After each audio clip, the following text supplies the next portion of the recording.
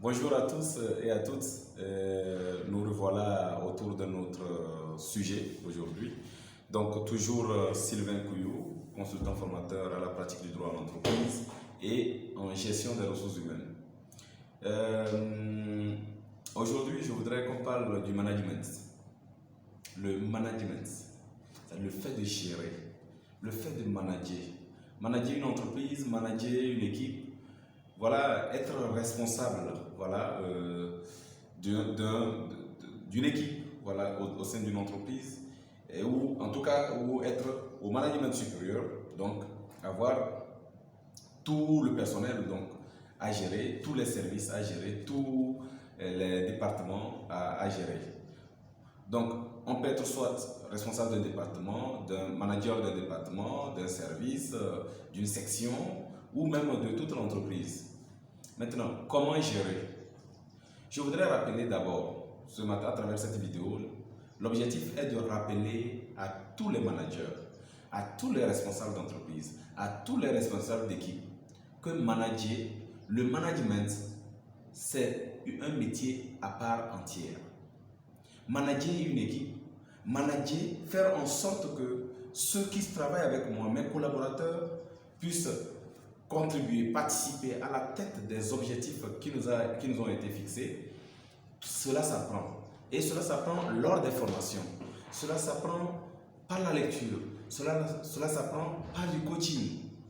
On ne peut pas créer une entreprise parce que vous avez créé une entreprise, vous maîtrisez votre projet, vous maîtrisez ce que vous voulez faire concrètement dans le cadre de votre entreprise et vous pensez que vous maîtrisez tout. Ah non, à chaque métier, ses exigences. Quand vous créez une entreprise, vous pensez visiblement maîtriser tout votre projet, mais vous ne pouvez pas y arriver seul. Il faut que vous adjoigniez les services d'autres personnes, d'autres spécialistes de certains domaines. Et les juristes par-ci, les gestionnaires des ressources humaines par-là, les commerciaux par-là, etc. Et donc, nous avons souvent des responsables de toutes ces équipes-là. Comment faire en sorte que tous ces responsables-là puissent atteindre leurs objectifs, les objectifs que nous leur avons fixés? Encore faudrait-il que nous sachions qu'en tant que manager, nous devons fixer des objectifs à nos collaborateurs. Oui, il y a beaucoup d'entreprises qui fonctionnent sans objectif. Or, quelqu'un qui fonctionne sans objectif, c'est quelqu'un qui n'a pas de boussole, qui divague.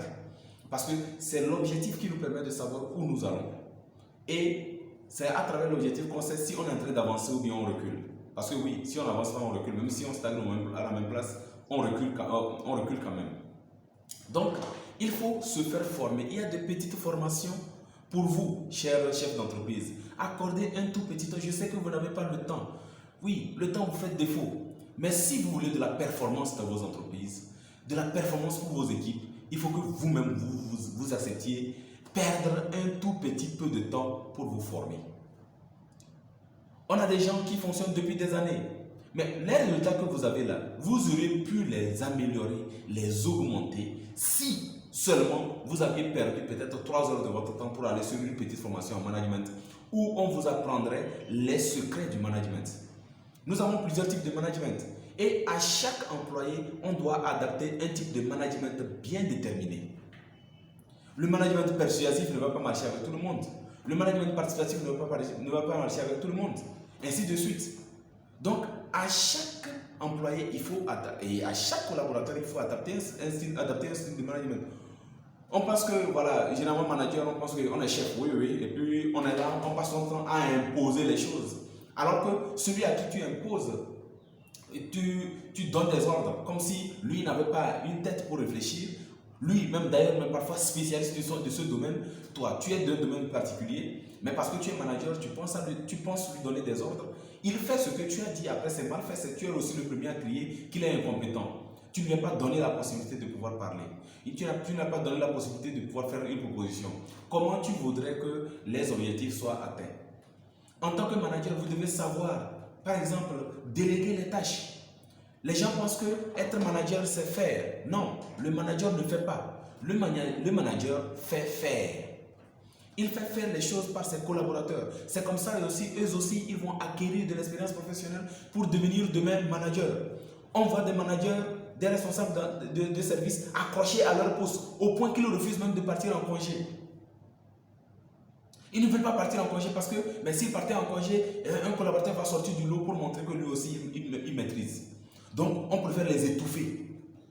C'est une façon vraiment désastreuse de gérer ses équipes et de gérer ses collaborateurs. Vous, en tant que manager, vous ne devez pas avoir peur qu'un collaborateur puisse sortir du lot. Ça doit être vraiment mis à votre actif. S'il y a un collaborateur qui demain peut vous remplacer, c'est que vous avez réussi votre management. Mais si vous finissez votre management, le temps que vous passez à la tête d'une entreprise et il n'y a personne, ou bien le temps que vous passez à la tête d'une équipe et il n'y a personne pour pouvoir vous remplacer, sachez que vous avez échoué, lamentablement. Vous devez aspirer à d'autres postes. Quand vous êtes manager, ce n'est pas le summum. Vous pouvez changer d'entreprise. Vous pouvez même dans la même entreprise pouvoir englober un certain nombre de départements. Donc, vous êtes là tout le temps à travailler, à travailler, à travailler. Il faut que vous vous sentiez aussi rivaliser. Ceux que vous êtes en train de former peuvent demain vous dépasser. On dit l'élève doit dépasser le maître. Sinon, le maître a échoué. Le management s'apprend. Arrêtez d'être des chefs. Devenez des patrons. Parce que un chef, il se contente de donner des ordres. Mais un patron, il montre de l'exemple. Voilà un autre type de management. Comment vous pouvez le savoir si vous n'allez pas vous former? Comment vous pouvez le savoir si vous ne savez pas, vous n'allez pas vous former?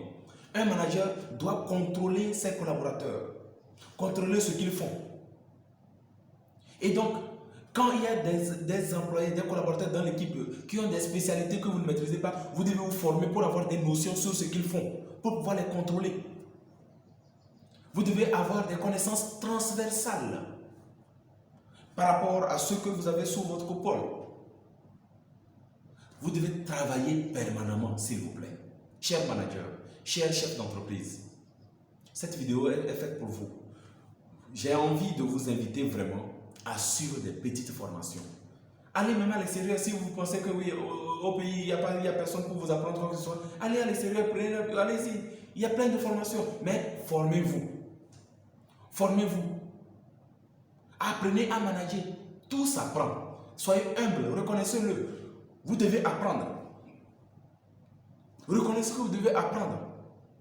Que tout s'apprend. Vous n'êtes pas spécialiste de tous les domaines.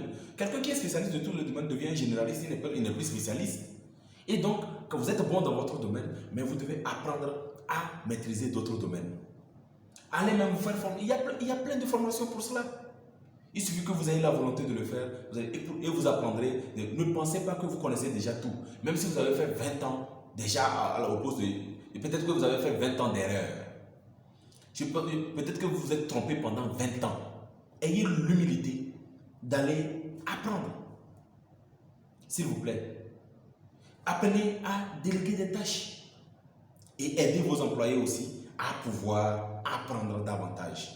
Que cela ne vienne pas comme si vous étiez parfois il y a certains managers qui se comportent en coépoux ou coépouse de leurs collaborateurs. Non. Non, cela ne devrait pas être ainsi. Et tout ça là, cela s'apprend dans les formations de management. Et je vous y invite vraiment cordialement. Toutes mes excuses si cela a blessé quelqu'un, mais c'était vraiment la vérité. Et en tout cas, j'accepte aussi m'améliorer et donc j'accepterai aussi volontiers vos observations et vos remarques. Sachez-le, une petite vidéo de quelques minutes comme ceci ne peut pas suffire à aborder tout, mais ça permet juste d'éveiller des consciences, d'attirer votre attention sur un certain nombre de choses et puis pouvoir avancer. Merci beaucoup, c'était Sylvain Couillou. Si vous avez aimé la vidéo, partagez-la également avec vos proches, avec ceux qui en ont besoin. Merci. Merci.